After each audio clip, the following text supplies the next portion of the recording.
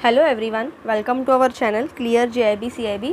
Students, आज के lecture में हम आपके ABFM का जो मॉड्यूल ए है उसका यूनिट 4 स्टाफिंग हमने स्टार्ट किया था। इसके पहले इसके बारे में एक लेक्चर हुआ है, तो इसका अभी हम आप सेकेंड पार्ट देखने वाले हैं। अगर आप ये वीडियो फर्स्ट टाइम देख रहे हो तो आई वुड सजेस्ट आप पहले वो फर्स्ट पार्ट देखिए ताकि आपका बेसिक क्लियर रहेगा और फिर आप ये पार्ट देखिए।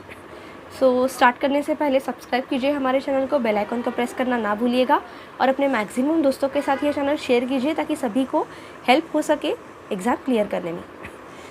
System approach to staffing, last lecture में हमने क्या देखा था स्टूडेंट, स्टाफिंग क्या होता है, ठीक है, फिर उसके फीचर्स क्या क्या रहते हैं, फंक्शंस क्या क्या रहते हैं, फैसेट्स ऑफ स्टाफिंग क्या क्या रहता है, सिग्निफिकेंस ऑफ स्टाफिंग क्या क्या होता है, ये सब चीज़ें देखी थी।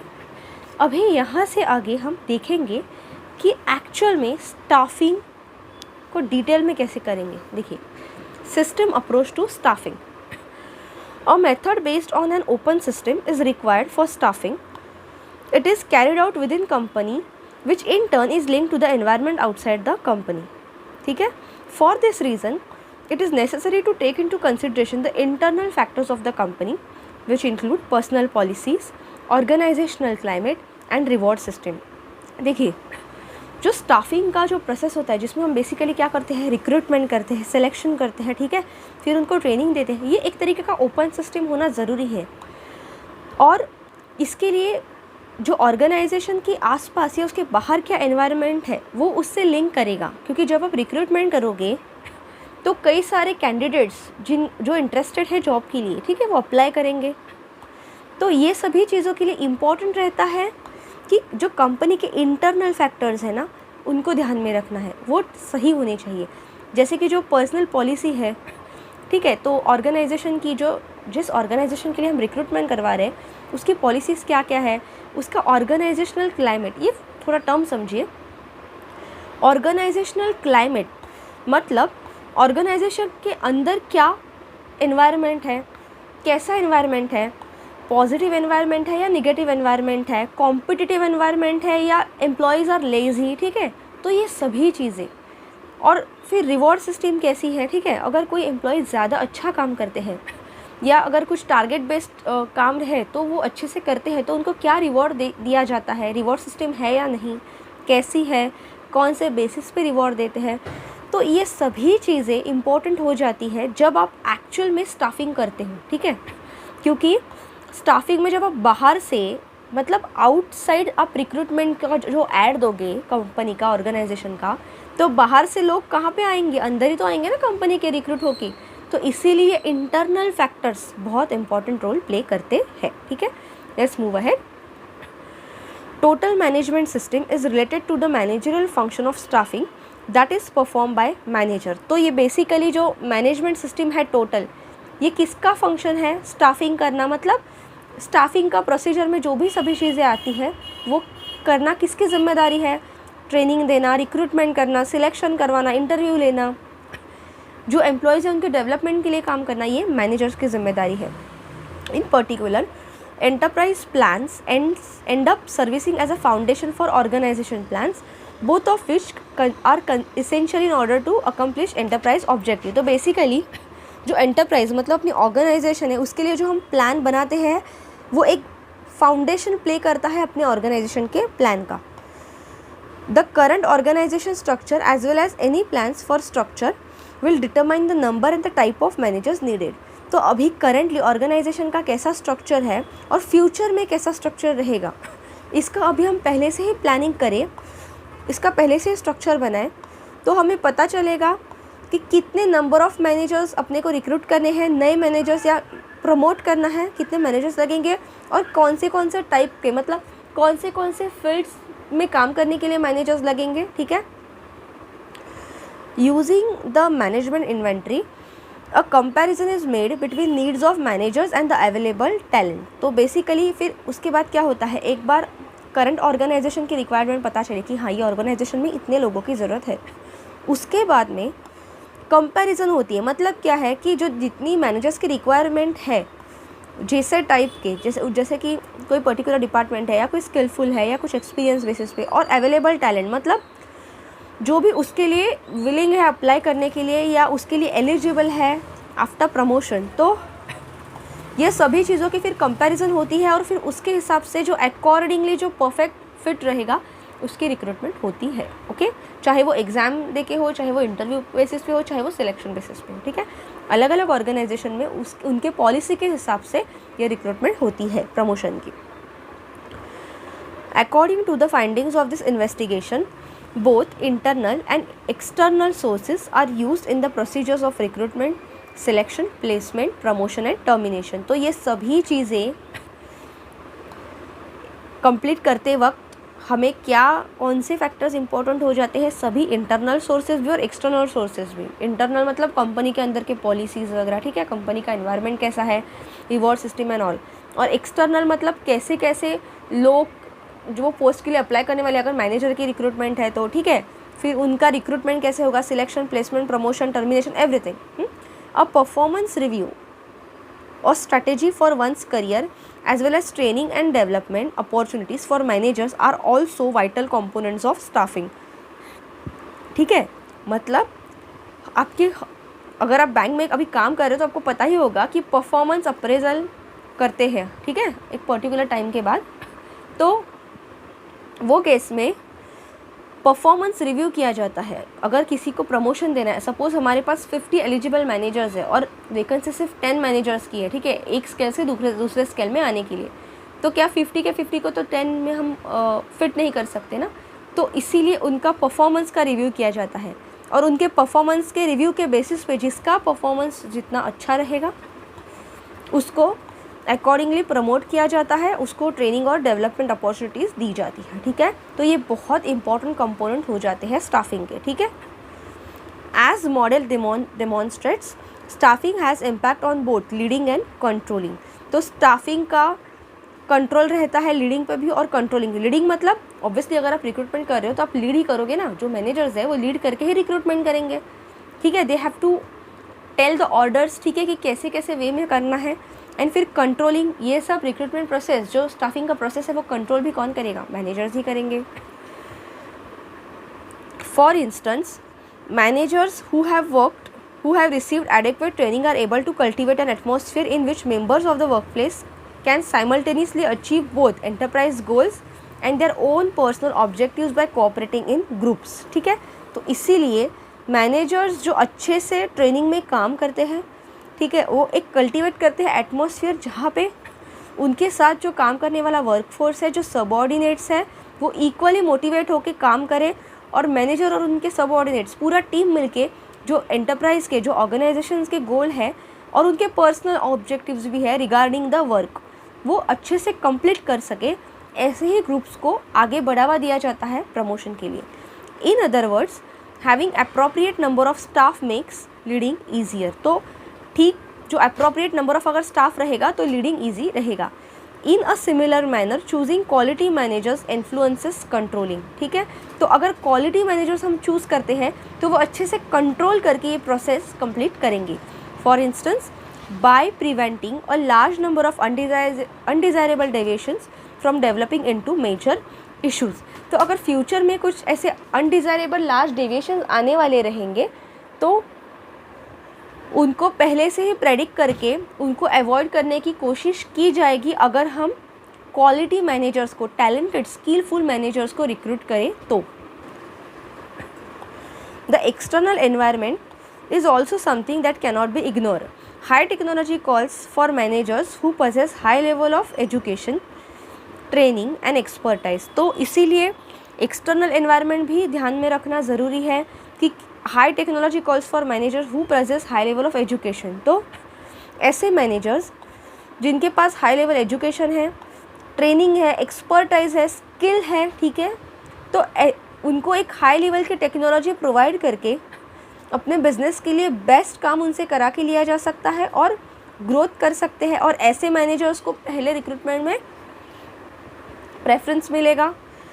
It is possible that an organization will not be able to expand at desired rate if it is unable to satisfy demand for managers of this type। ठीक है, कि इसका मतलब ये है कि अगर जो ऑर्गेनाइजेशन की रिक्वायरमेंट है उसके हिसाब से अगर उसे मैनेजर नहीं मिले तो हो सकता है कि ऑर्गेनाइजेशन एक्सपांड ना हो, उसके ठीक से ग्रोथ ना हो, ठीक है।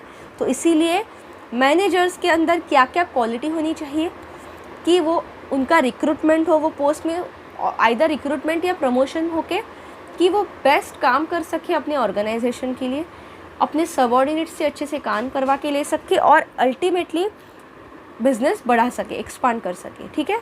तो यहाँ से यही चीज़ें हमने समझी। अभी नेक्स्ट देखते हैं क्या क्या फैक्टर्स है जो अफेक्ट करते हैं requirement of quantum and types of managers, ठीक है।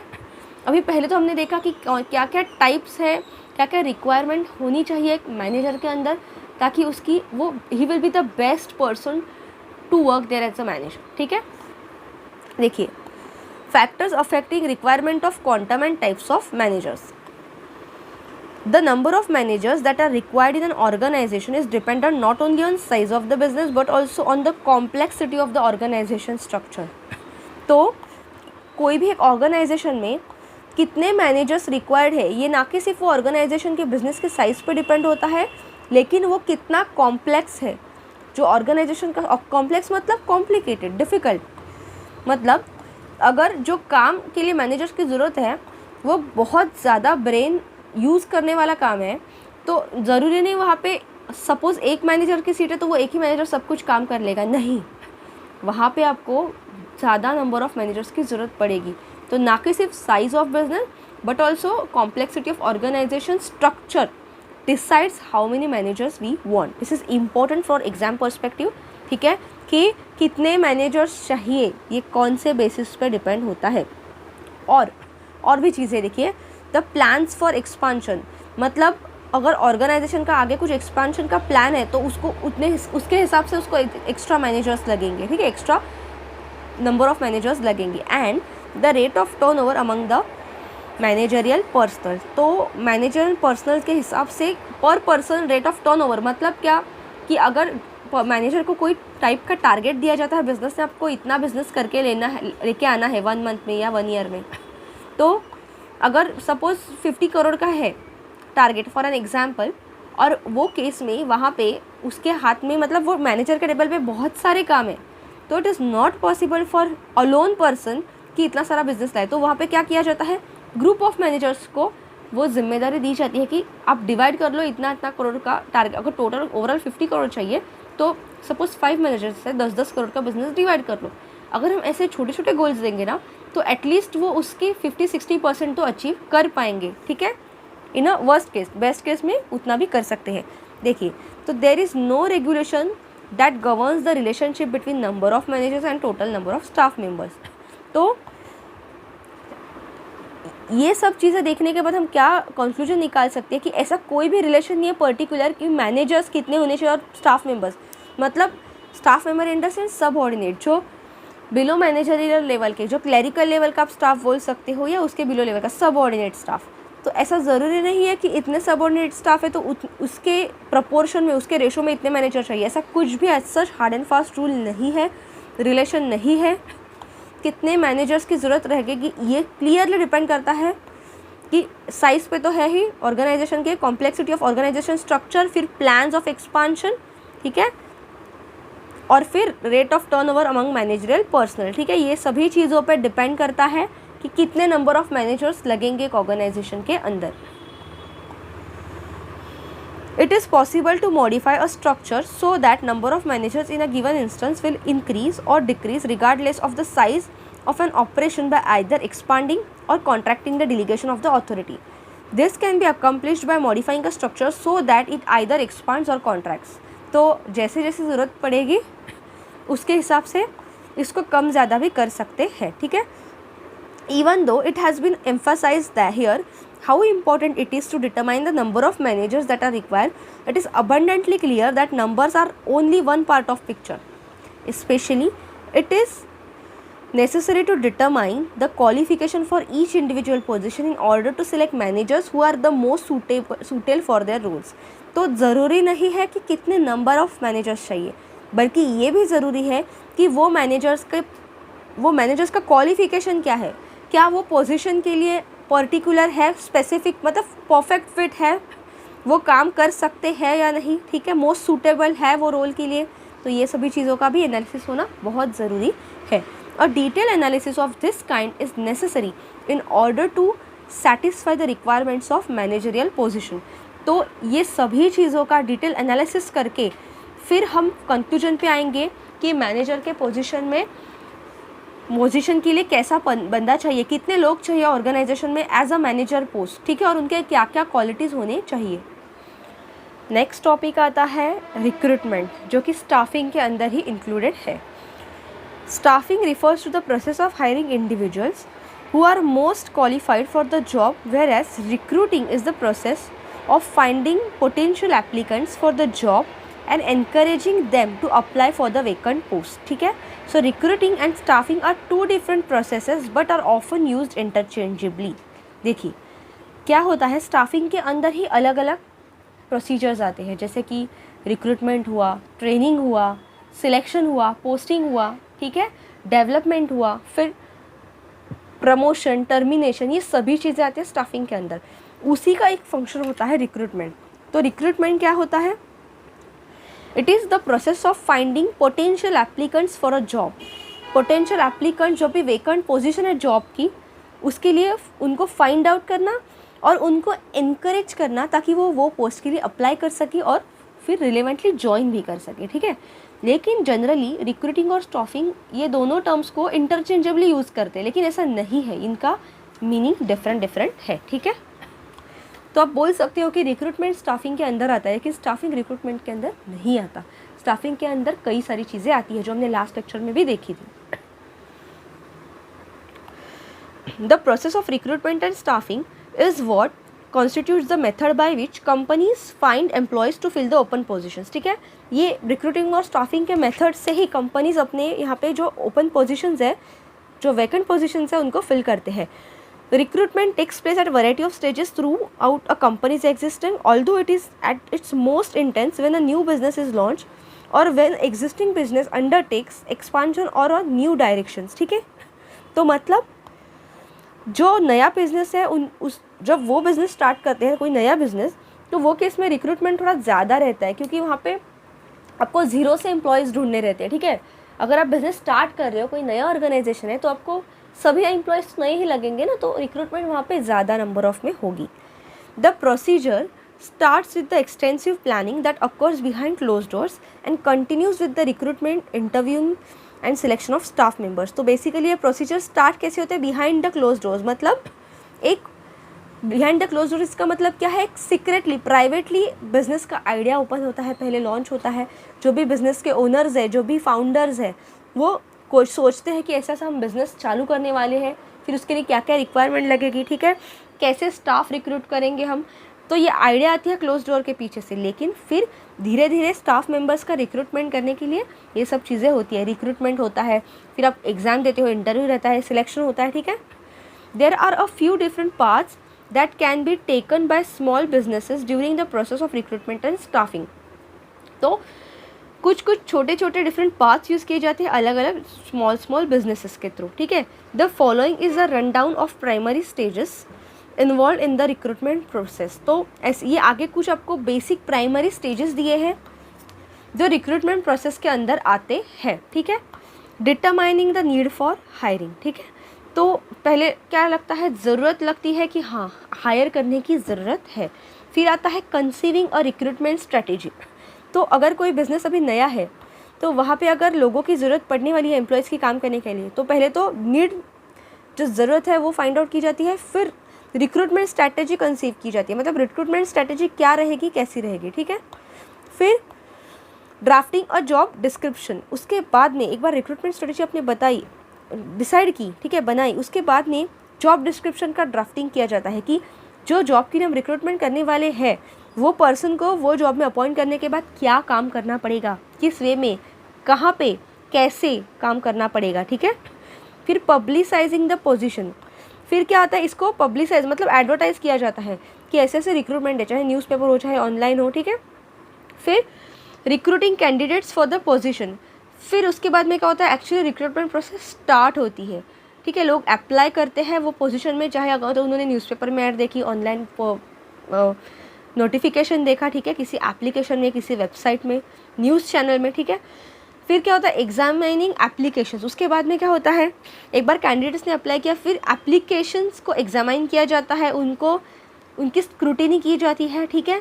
Then conducting a phone interview और इनिशियल स्क्रीनिंग। उसके बाद में क्या होता है, जनरली ये इन जनरल सभी ऑर्गेनाइजेशंस के लिए, ठीक है, ना कि सिर्फ पर्टिकुलरली बैंक के लिए, सभी ऑर्गेनाइजेशन, कंपनीज, ठीक है, जो भी रिक्रूटमेंट प्रोसेस कंडक्ट करवाती है, ठीक है। फिर उनके साथ एक फ़ोन इंटरव्यू या इनिशियल स्क्रीनिंग होती है, ठीक है। उसके बाद में उनसे इंटरव्यूज़ कंडक्ट होते हैं, जिन जिन लोगों ने अप्लाई किया है उनका इंटरव्यू होता है। फिर इवैल्यूएटिंग कैंडिडेट्स, आफ्टर इंटरव्यू उनका इवैल्यूएशन होता है, ठीक है। उनके मार्क्स के हिसाब से उनमें से कौन सा बेस्ट पर्सन है जिसे ये जॉब दे सकते हैं, उसका डिसीजन लिया जाता है। कंडक्टिंग अ बैकग्राउंड चेक, उसके बाद में वो पर्सन का बैकग्राउंड भी चेक किया जाता है, ठीक है। अगर उसके मार्क्स अच्छे हैं इंटरव्यू में, लेकिन अगर उसका बैकग्राउंड, मतलब उसका एजुकेशनल बैकग्राउंड हो या ऑल अदर थिंग्स, मतलब जैसे कि आपको कैरेक्टर सर्टिफिकेट मांगते हैं, ठीक है, जैसे कि अब आपने बैंक में जब ज्वाइन किया या आपके अगेंस्ट कुछ लीगल एक्शन, पीनल एक्शन तो नहीं चल रहा, ठीक है, कुछ केस तो पेंडिंग नहीं है, तो ऐसे सभी चीज़ें, उसका बैकग्राउंड भी चेक किया जाता है। फिर उसके ये सभी चीज़ें करने के बाद एक डिसीजन लिया जाता है कि वेदर ये पर्सन को अपॉइंट करना है या नहीं। चेकिंग रेफरेंसेस, आपको पता होगा जिन्होंने अभी नया रिसेंटली ज्वाइनिंग किया, उनको रेफरी फॉर्म भेजते हैं, ठीक है। रेफरी को आपको फॉर्म भेजना है, मतलब क्या है कि ऐसे कोई दो लोग, जैसे कि अभी बैंक में आपने ज्वाइन किया तो आपको 2 रेफरी की एप्लीकेशन फॉर्म देना हुआ रहेगा वहाँ पे। मतलब ऐसे 2 लोग जो कि आपके रिलेशंस में नहीं है, लेकिन वो आपको जानते हैं पर्सनली, ठीक है, कि आप एज अ पर्सन कैसे हो, अच्छे हो, या ये आपका मतलब बिहेवियर, कैरेक्टर, एवरीथिंग, ठीक है, वो सभी चीज़ें। तो ये रेफरेंसेस भी चेक किए जाते हैं। फिर making an offer of employment, ये सभी चीज़ें करने के बाद अगर ये सभी में वो ओके है, ये सभी में पॉजिटिव चेक है, सब कुछ अच्छा है, तो वो एम्प्लॉय को एम्प्लॉयमेंट का ऑफ़र दिया जाता है। और बाद में उसे हायर किया जाता है जॉब के लिए। And on boarding of candidate, और हायरिंग करने के बाद, ऑन बोर्डिंग मतलब वो एक्चुअल में ज्वाइन करके, वो ऑफिस में आके या वो ऑर्गेनाइजेशन ज्वाइन करके काम करेगा एम्प्लॉय, ठीक है। तो ये है कुछ प्राइमरी स्टेजेस रिक्रूटमेंट प्रोसेस के स्टूडेंट्स, ठीक है। बहुत ही ईजी है, आपको डरना नहीं है कि इतना कैसे याद रखें, बस समझिए इसको। रियल लाइफ से जब तक आप नहीं ज्वाइन करके याद रखोगे ना, तब तक आपको रट्टा मारने की ज़रूरत पड़ेगी। ये सभी चीज़ें हमने भी की है, ठीक है। जब हमने ज्वाइन किया ऑर्गेनाइजेशन तो सिर्फ हमें एक एक्स्ट्रा था, हमें एग्ज़ाम भी देनी पड़ी, ठीक है। यहाँ पे उन्होंने इंटरव्यू दिया है, क्योंकि ये बेसिक प्राइमरी स्टेजेस है स्मॉल बिजनेस के लिए ना, ठीक है। ओके, नेक्स्ट देखते हैं कि क्या क्या टाइप्स होते हैं रिक्रूटमेंट के। टाइप्स ऑफ रिक्रूटमेंट, ठीक है, देखते हैं। पहला टाइप है इंटरनल रिक्रूटिंग, ठीक है। The process of filling positions within a company with current staff members from that organisation is known as internal recruiting. मतलब अगर किसी ऑर्गेनाइजेशन में ऑलरेडी वेकेंट पोजीशंस है और वो पोजीशंस को जो करेंटली वो ऑर्गेनाइजेशन में लोग काम कर रहे हैं, वही स्टाफ को वो पोस्ट पे अगर हम फिल करते हैं तो इसी को कहते हैं इंटरनल रिक्रूटिंग, ठीक है। तो यहाँ पे कुछ आउटर रिक्रूटमेंट में एडवर्टाइज नहीं दिया जाता, यहाँ पे इंटरनली ही उनका रिक्रूटमेंट होता है, ठीक है। नेक्स्ट है retained recruiting. When a company engages a recruiting firm they can do so in numerous different ways, ठीक है। तो जब कोई भी कंपनी रिक्रूटमेंट के लिए एक रिक्रूटिंग फर्म को अपॉइंट करती है तो वो अलग अलग वे में कर सकते हैं काम। One of the most prevalent ways is retained recruiting. When an organisation hires a recruiting firm to fill a position, the organization is responsible for paying an upfront fee to the recruiting firm. Up to the point that the post is filled, the company is responsible for locating potential candidates. In addition, the organization commits to forming an exclusive partnership with the company. In other words, companies are unable to use multiple recruiting agencies for the purpose of filling the same vacancy. देखिए, इसका एक बहुत अच्छा example है। जब आपने exam दिया bank exam, तो आप में से कई लोगों ने IBPS थ्रू दिया है, ठीक है। जो पब्लिक सेक्टर बैंक्स है उनका जो रिक्रूटमेंट है IBPS करवाते हैं। आजकल तो कई सारे प्राइवेट बैंक्स का भी, जो कोऑपरेटिव बैंक्स का भी IBPS करवा रहा है। तो IBPS क्या है, ये एक रिक्रूटिंग एजेंसी है, ठीक है।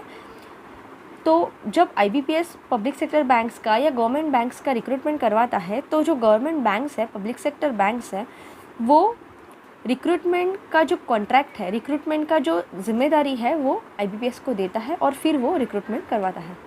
तो इसकी वजह से होता क्या है कि दोनों ऑर्गेनाइजेशंस के बीच में एक अच्छा बॉन्ड क्रिएट होता है, क्योंकि एक बेस्ट तरीके से वो रिक्रूटमेंट करके बेस्ट टैलेंटेड कैंडिडेट्स वो देता है, ठीक है, सिलेक्शन करके। इसीलिए कोई भी एक कंपनी मल्टीपल रिक्रूटमेंट एजेंसीज़ को at the same for the same vacancy appoint नहीं कर सकती, क्योंकि फिर प्रॉब्लम हो जाएगा ना। फिर तीसरा फॉर्म है contingency recruiting.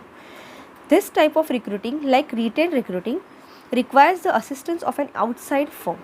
In contrast to the retained recruiting, contingency hiring does not require an upfront payment. Instead, the recruitment company is the only compensated when one candidate they represent is offered and accept a position within an organization. तो contingency recruiting exactly opposite है retained recruiting के। देखिए कैसे, retained recruiting में company ही एक agency को, जो recruitment agency, उसको कॉन्ट्रैक्ट देती है कि आप हमें रिक्रूटमेंट करवा के दो, ठीक है, और रिक्रूटमेंट प्रोसेस करके बेस्ट कैंडिडेट्स हमें सेलेक्ट करके दो। कॉन्टिंजेंसी रिक्रूटमेंट में एग्जैक्ट उल्टा होता है। यहाँ पे क्या होता है कि जो एम्प्लॉयज़ है, जो लोग हैं जिनको जॉब चाहिए, वो एक एजेंसी के थ्रू अपना रेफरेंस दे दिया जाता है उनको।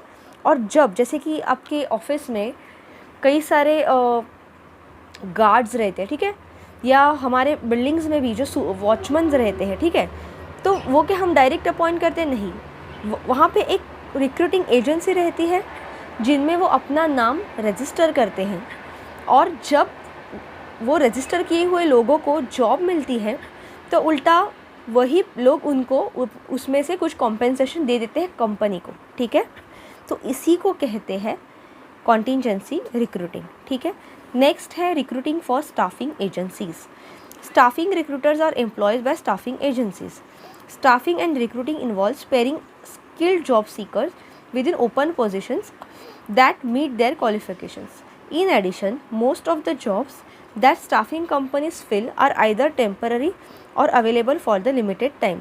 तो स्टाफिंग कंपनी ऐसी होती है बेसिकली जो कॉन्ट्रैक्ट बेसिस वाले जो काम करते हैं ना लोग, ऐसे एम्प्लॉय जो कॉन्ट्रैक्ट बेसिस में उनको वो काम पे लगाते हैं। तो ऐसी एजेंसीज़ जो कि कुछ पर्टिकुलर टाइम पीरियड के लिए, लिमिटेड टाइम पीरियड के लिए लोगों को जॉब लगाने के लिए हेल्प करती है अलग अलग कंपनी में, उसको ऐसी एजेंसीज को कहते हैं रिक्रूटिंग फॉर स्टाफ एजेंसीज।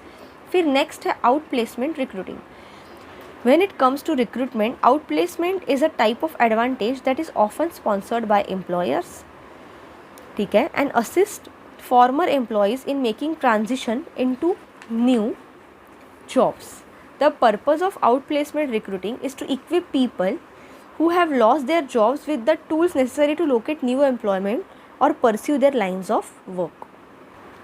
तो मतलब outplacement recruiting क्या होता है, इसमें जो लोग ऑलरेडी वो ऑर्गेनाइजेशन छोड़ के गए हैं, ठीक है, या रिज़ाइन किया है या उनका रिटायरमेंट हुआ है, ठीक है, किसी भी वजह से, तो वो क्या करते हैं अपने फॉर्मर एम्प्लॉयज़ जो है, मतलब जो पहले यहाँ पे काम करते थे वो ऑर्गेनाइजेशन में लेकिन वो अभी काम नहीं करते, तो उन्हीं को वो फिर से कोशिश करता है कि एक न्यू जॉब अपॉर्चुनिटी देके वही लोग फिर से ज्वाइन करें। तो इसी को कहते हैं आउट प्लेसमेंट रिक्रूटिंग। और फिर लास्ट फॉर्म है रिक्रूटिंग का reverse recruiting. This is a procedure in which an employee is urged to seek employment within new business that offers a better fit for their skill set. This process refers to the practice of encouraging an employee to seek employment within different organization. तो basically reverse recruiting में क्या होता है, ये एक ऐसी procedure है जहाँ पे एम्प्लॉय को अगर कोई दूसरे जॉब में, कोई दूसरे न्यू बिजनेस में एक नया जॉब ऑफ़र दिखता है जहाँ पे उसे लगता है कि हाँ ये जो मेरा स्किल सेट है उसके लिए एक बेटर फिट है, ठीक है, मतलब मैं यहाँ पे मेरे स्किल सेट का यहाँ पे बहुत अच्छे से यूज़ होगा काम करते वक्त, तो इसीलिए फिर वो स्विच करता है डिफरेंट ऑर्गेनाइजेशंस में। इसको कहते हैं रिवर्स रिक्रूटिंग, ठीक है। Workers who need assistance with this procedure can take advantage of our reverse recruiting service, which offers reviewing of resumes, holding mock interviews, and providing in-depth explanations of various jobs and responsibilities.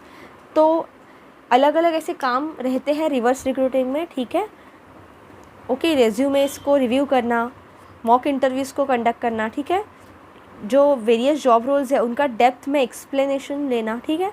तो ये रहता है last वाला recruiting का form, reverse recruiting. तो students ये थे 6 types of recruiting, ठीक है। पहला था इंटरनल रिक्रूटिंग, फिर retained recruiting, then contingency recruiting, recruiting for staff agencies, outplacement recruiting and reverse recruiting, ठीक है। तो आपको ये ध्यान में रखना ज़रूरी है, बिल्कुल आसान है स्टूडेंट्स, सिर्फ आप एक बार समझिएगा कि उसका कॉन्सेप्ट क्या है, फिर याद रखने में दिक्कत नहीं होगी। फिर नेक्स्ट हम देखेंगे method for conducting successful recruitment procedure.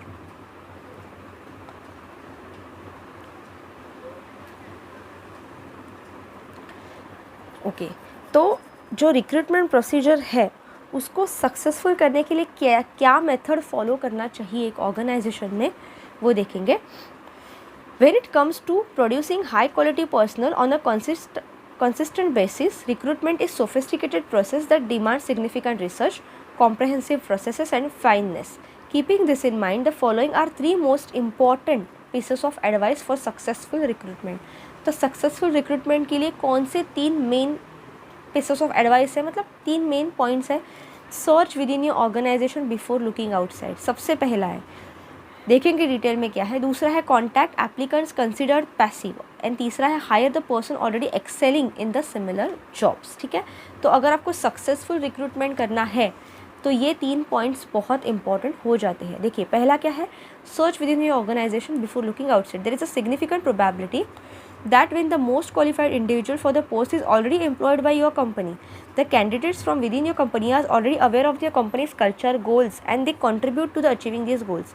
It is reasonable to anticipate that given their history is accomplishment inside your organizations, they will continue to be successful in their new role. तो अगर आपको कोई भी ऐसा post vacant है जिसके लिए आप रिक्रूटमेंट करने की सोच रहे हो आपके ऑर्गेनाइजेशन में, और आप बाहर ढूंढ रहे हो कोई टैलेंटेड, तो बाहर ढूंढने से अच्छा पहले अपने खुद के ऑर्गेनाइजेशन में देखो कि वो पोस्ट होल्ड करने के लिए, वहाँ पे काम करने के लिए कोई ऐसा बंदा आपके ऑर्गेनाइजेशन में ही तो मौजूद नहीं है, कोई ऐसा पर्सन, बंदा या बंदी जो भी, जिसके पास ऑलरेडी वो स्किल सेट है। क्योंकि जो पर्सन ऑलरेडी आपके ऑर्गेनाइजेशन में काम कर रहा है उसे आपके ऑर्गेनाइजेशन के गोल्स, कल्चर, सब चीज़ों की पहले से ही नॉलेज है, तो वो अडॉप्ट करके ही वो वहाँ पे काम कर रहा है। तो हो सकता है आपको नया बंदा वहाँ पे हायर करने से अच्छा जो एग्जिस्टिंग पर्सन है उसे ही वहाँ पे हायर कर दो, ताकि उसको टाइम नहीं लगेगा जो गोल्स अचीव करने के लिए जो कल्चर आप फॉलो करते हो, ठीक है। दूसरा है कॉन्टैक्ट एप्लीकेंट्स कंसिडर्ड पैसिव, मतलब क्या है, ऐसे एप्लीकेंट्स को आपको कॉन्टैक्ट करना है जो कि पॉजिटिव है टूवर्ड्स डूइंग दैट वर्क, जो कि ना कि सिर्फ स्किलफुल है बल्कि पॉजिटिव भी है। There is a good probability that the person who would be perfect for your open position is not currently seeking for new job and will not react to the advertisement that you post on the job board. Why? Because it is most likely that they are working somewhere already else. After all, there might be any reason that your competitor should not also be interested in hiring your perfect applicant. मतलब क्या है, ज़रूरी नहीं है आपके पास जो एक perfect employee है जो कि अच्छे से काम कर रहा है या कर रही है वो हमेशा के लिए आपके ऑर्गेनाइजेशन में टिके रहे। हो सकता है उसे आपका कॉम्पिटिटर बिजनेस वाला कंपनी उसको उठा ले, ठीक है, उसका रिक्रूटमेंट करते थोड़ा अच्छा पैकेज देके, ठीक है। Therefore if you want to be successful in recruiting you need to hunt for allied talents outside of your current candidate pool. It is crucial to create contacts with local university business schools, ठीक है।